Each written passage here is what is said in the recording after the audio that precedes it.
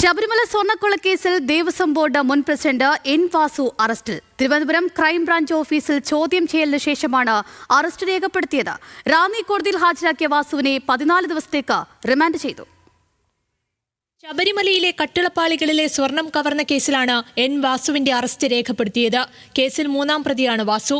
Thiruvananthapuram crime branch ഓഫീസിൽ പ്രത്യേക അന്വേഷണ സംഘത്തിന്റെ ചോദ്യം ചെയ്യലിന് ശേഷം ഉച്ചയോടെ അറസ്റ്റ് ചെയ്യുകയായിരുന്നു. കേസിൽ നേരത്തെ അറസ്റ്റിലായ 1-ാം പ്രതി ഉണ്ണികൃഷ്ണൻ പോറ്റി, 4-ാം പ്രതി ഡി സുധീഷ് കുമാർ, 6-ാം പ്രതി മുരാരി ബാബു എന്നിവരുടെ മൊഴികൾ വാസുവിനെതിരായിരുന്നു. ഇതോടെയാണ് അന്വേഷണ സംഘം വാസുവിന്റെ അറസ്റ്റിലേക്ക് കടന്നത്. ദേവസ്വം കമ്മീഷണറായിരിക്കെ കട്ടിളപ്പാളിയിലെ സ്വർണ്ണപ്പാളികൾ ചെമ്പാണെന്ന് രേഖപ്പെടുത്തി ആദ്യം ദേവസ്വം ബോർഡിന് കത്ത് നൽകിയത് എൻ വാസുവാണ്. 2019 ഫെബ്രുവരിയിൽ നൽകിയ ഈ കത്തിന്റെ അടിസ്ഥാനത്തിലാണ് ഉണ്ണികൃഷ്ണൻ പോറ്റിയുടെ കയ്യിൽ പാളികൾ കൊടുത്തുവിടാൻ ബോർഡ് തീരുമാനമെടുത്തത്. ഇതര പ്രതികളുമായി ചേർന്ന് വാസു ഗൂഢാലോചന നടത്തിയതായി റിമാൻഡ് റിപ്പോർട്ടിൽ പറയുന്നു. ഗൂഢാലോചന, വ്യാജരേഖ ചമയ്ക്കൽ, സ്വർണ്ണ കവർച്ച തുടങ്ങിയ ആരോപണങ്ങളാണ് റിപ്പോർട്ടിലുള്ളത്. ദ്വാരപാലക ശില്പങ്ങളിലെ സ്വർണ്ണപ്പാളി കവർന്ന കേസിലും വാസു പ്രതിയാണ്.